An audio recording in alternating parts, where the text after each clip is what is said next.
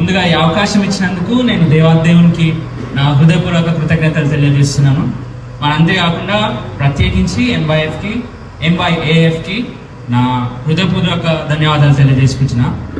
అయితే నేను ఏమైందంటే నాకు వినయ్ కలిసి ఏమన్నా ఒక 15 minutes ఇది మన వైట్ గిఫ్ట్స్ క్రిస్మస్కి ఒక 15 minutes మెసేజ్ చెప్పన్నా అని అడిగాడు.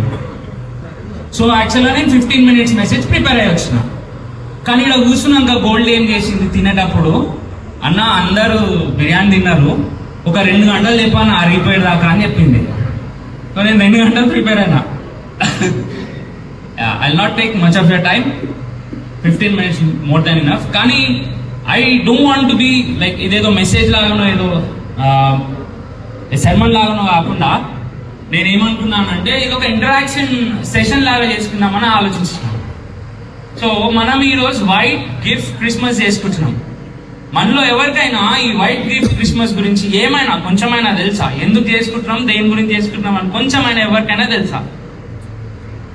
చేయలేపాలి. ఎంవైఏఎఫ్ బాయ్స్ గర్ల్స్ రైట్. అయితే ఈ ఎంవైఎఫ్ అనేది ఈ వైట్ గిఫ్ట్ క్రిస్మస్ అనేది thank you.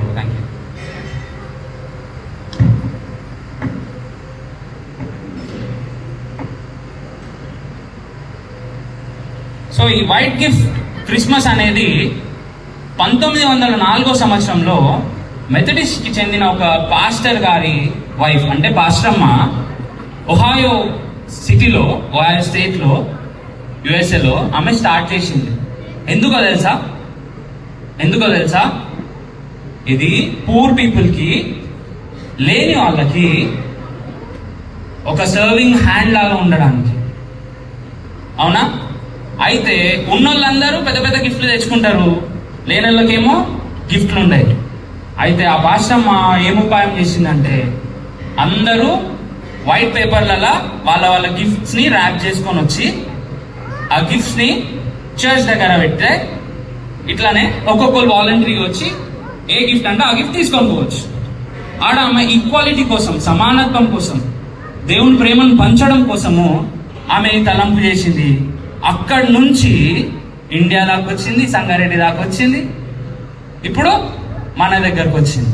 So next time మళ్ళా మనం వైట్ గిఫ్ట్ క్రిస్మస్ చేసుకునేటప్పుడు మనం ఇది గుర్తుపెట్టుకున్నాం ఎందుకు చేసుకుంటున్నాం అనేది. సరేనా? అయితే ఆ అమ్మ ఎట్లయితే గిఫ్ట్స్ షేర్ చేసిందో, ఆ ఐడియా ఎట్లయితే వచ్చిందో, క్రిస్మస్ అప్పుడు యేసుక్రీస్తు జన్మదినం సందర్భంగా పుట్టినప్పుడు కొంతమంది యేసుక్రీస్తు గిఫ్ట్స్ ఇద్దామని వచ్చారు. ఎవరు వాళ్ళు తెలుసా ఎవరికైనా? జ్ఞానులు కదా. అయితే వాళ్ళు ఏం చేసిర్రు? ఏమేమి గిఫ్ట్స్ తెచ్చిర్రు? ఓకే, ఎవరు వీళ్ళు జ్ఞానులు? వైస్ మ్యాన్ అంట. Brilliant answer. అయితే వాళ్ళు ఇక్కడ ఏ దేశస్తులు వాళ్ళు? ఈస్ట్. ఇండియాకి ఈస్టా, పాకిస్తాన్కి ఈస్టా? ఇజ్రాయెల్కి ఈస్ట్. ఇజ్రాయెల్కి ఈస్ట్లో ఏముంది? బాబిలోన్ ఆర్ పర్షియా ఉంది.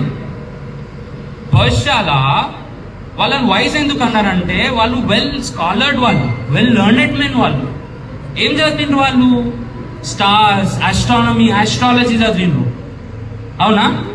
అయితే మనం ఒకసారి పరిశుద్ధ గ్రంథం నుండి మత్తయి సువార్త 2వ అధ్యాయము 9వ వచనం నుండి 11వ వచనం దాకా ఒకసారి చదువుకుందాం. వారు రాజు మాట విని బయలుదేరిపోవచ్చుండగా, ఇదిగో తూర్పు దేశంన వారు చూచిన నక్షత్రము ఆ శిశువు ఉండిన చోటికి మీదుగా వచ్చి నిలిచి వారి ముందుగా నడిచెను. వారు ఆ నక్షత్రంను చూచి అత్యానంత భరితులై ఇంటిలోనికి వచ్చి తల్లి అయిన మరియను ఆ శిశువును చూచి సాగిలపడి ఆయనను పూజించి తమ పెట్టెలు విప్పి బంగారు, సాంబ్రాణి, బోలమును కానుకలుగా ఆయనకు సమర్పించిరి. సో ఇక్కడ ఏమైందనంటే ఈ వైస్ మెన్ పర్షియా నుంచి జెరూసలేంకి వస్తురు, బెత్లెహేంకి వస్తురు. ఇజ్రాయెల్ దేశం క్యాపిటల్ సిటీ ఏంది అప్పట్లో? Israel capital city Jerusalem. జెరూసలేంలో టౌన్ బెత్లెహేం. బెత్లెహేంలో ఎవరు పుట్టిర్రు? సో ఈ పర్షియా నుంచి, ఈ బాబిలోన్ నుంచి బెత్లెహేంకి ఎంత దూరం తెలుసా? చాలా దూరం. చాలా దూరం కాదు, 1300 to 1500 కిలోమీటర్స్ దూరం. వాళ్ళు ఎట్లా వచ్చారు మళ్ళీ wise men? Sorry, camels. Right answer. Camels మీద వచ్చారు. క్యామెల్ స్పీడ్ ఎంత ఉంటుంది? ఫాస్ట్ అవుతుంది. అందరికి అర్థమవుతుందా? అందరికి అంకుల్ కరెక్టేనా? క్యామెల్స్ మీద వచ్చారు. క్యామెల్స్ మీద వచ్చినప్పుడు క్యామెల్ స్పీడ్ ఎంత? మెల్లగానే స్లోగానే వాక్ చేస్తారు. చూస్తే స్కాలర్స్ ఏమంటున్నానంటే, అనాలిసిస్ ఏమంటున్నానంటే 30 to 70 days టైం పట్టిందంట వాళ్ళకి యేసుక్రీస్తుని చేరడానికి. పుట్టంగానే చూసింది ఎవరు? వైజ్ మ్యానా? వైజ్ మ్యాన్ కాదు. మన లోపల ఉన్న చాలా మంది వైజ్ మ్యాన్స్ కాదు చూసింది. ఫస్ట్ గొల్లొల్లు చూసింది, చదువులేని గొల్లొల్లు దేవుణ్ణి తెలియగానే దూత వర్తమానం చెప్పంగానే వెళ్ళిపోయి ఫస్ట్ చూసిన వాళ్ళే. అయితే ఈ జర్నీలో 30 to 70 days జర్నీలో ఆ క్యామెల్ పైన పోతున్నప్పుడు వాళ్ళు అనుకున్నారంట, అరే ఏం గిఫ్ట్ ఇస్తే బాగుంటుంది, మనం యేసుక్రీస్తుకి ఏం గిఫ్ట్ ఇస్తే బాగుంటుంది అని ఆలోచించిందంట. ముగ్గురేనా? ముగ్గురే. సో ఏం గిఫ్ట్స్ ఇచ్చారు వాళ్ళు? బంగారం, సాంబ్రాణి, బోలం.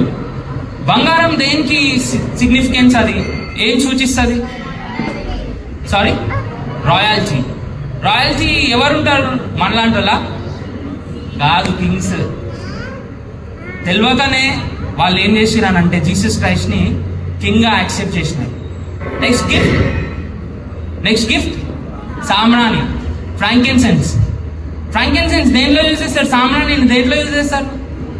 ఎప్పుడన్నా సిరియన్ ఆర్థడాక్స్ వాళ్ళ వర్షిప్ సర్వీస్ అటెండ్ అయినా చూసిరా?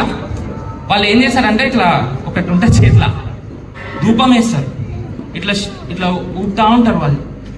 దాన్ని మొత్తం మందిరాన్ని అంతటిని, ఆలయాన్ని అంతటిని ఆ ధూపంతో నింపేస్తారు. అయితే ఆ ధూపం వాళ్ళు ఏం బిలీవ్ చేస్తారనంటే మన ప్రేయర్స్ ఆ స్మోక్ పై దేవుని దగ్గర తీసుకుపోతుందని బిలీవ్ చేస్తారు. యూదులు ఇప్పటికీ కూడా చేస్తారు అట్లా.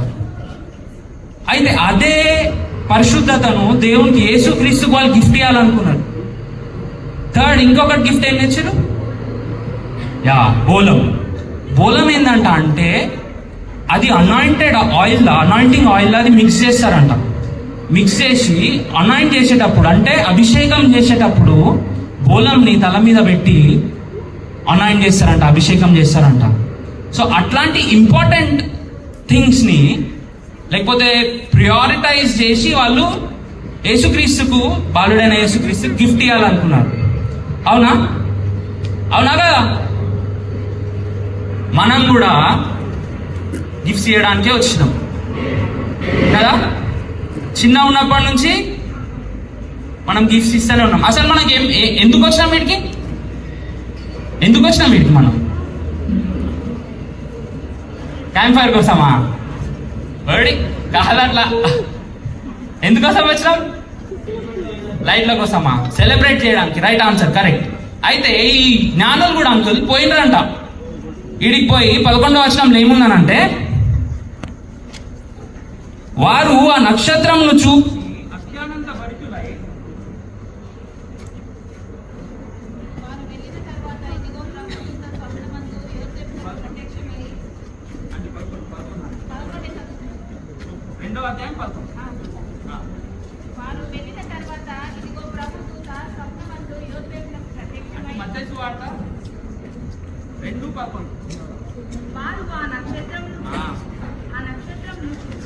అత్యానంద భరితులై ఇంటిలోనికి వచ్చి తల్లి అయిన మరియను ఆ శిశువును చూసి సాగిలపడి ఆయనను స్తుతించిరి. తమ పెట్టెలు చాలు. ఏం చేసిరంట? శిశువును చూచి సాగిలపడి ఆయనను పూజించడానికి పోయినారు వాళ్ళు. Gifts, lights, camp fire is everything part of celebration, కరెక్టే. కానీ దాంతో పాటు మనం ఆయనను వర్షిప్ చేయాలా, ఆయన ఏం ఎక్స్పెన్సివ్ గిఫ్ట్స్ అడగలేదు మన నుంచి, ఏం ఎక్స్పెన్సివ్ గొప్ప గొప్ప గిఫ్ట్స్ అడగలేడు. మనకేం అడిగిండు దేవుడు? యేసుక్రీస్తు ఏం అడిగిండు? ఎందుకోసం వచ్చిండు? ఎందుకోసం ఆయన మనుష్య రూపం ఎత్తి ఈ లోకానికి రావాల్సి వచ్చింది? ఎందుకోసం? నా పాపాలు క్షమించడానికి. దాన్ని సెలబ్రేట్ చేసుకొని ఆయనకు మనం హృదయం అనే గిఫ్ట్, ప్రెషస్ గిఫ్ట్ని ఇవ్వాలి మనం. ఓకేనా? ఆయనకు మన హృదయం అనే ఒక ప్రెషస్ గిఫ్ట్ని ఇస్తే అప్పుడు ఆయన సంతోషిస్తాడు. Yes, it's a part of celebration, నేను యాక్సెప్ట్ చేస్తా. ఇవన్నీ ఇంపార్టెంటే, కానీ అన్నిటికంటే ఇంపార్టెంట్ ఏంటంటే మన యొక్క హృదయం. ఆయన రక్తంలో మనం మన పాపాలను కడుక్కొని పరిశుద్ధులంగా చేసుకున్నప్పుడు ఆయన ఎంతో సంతోషిస్తాడు, మన కోసం పరలోకంలో రాజ్యం సిద్ధపాటు చేస్తాడు. మరి ఈ మెసేజ్నే మనం క్రిస్మస్గా సెలబ్రేట్ చేసుకుంటాం కాబట్టి ఈ మెసేజ్ మనం ఎవ్వరం మర్చిపోవద్దు. సరేనా? Right. Thank you so much. నేను ఇది చిన్న మెసేజ్ ప్రిపేర్ అయిన ఉండే. థ్యాంక్ యూ సో మచ్ మీ అందరికీ. దేవుడు మిమ్మల్ని అందరినీ దీవించి ఆశీర్వదించుగాక. Merry Christmas. Thank you, Anna. That was a perfect message. Now we have medley by MYF and MYAF. I request all the MYF and MYAF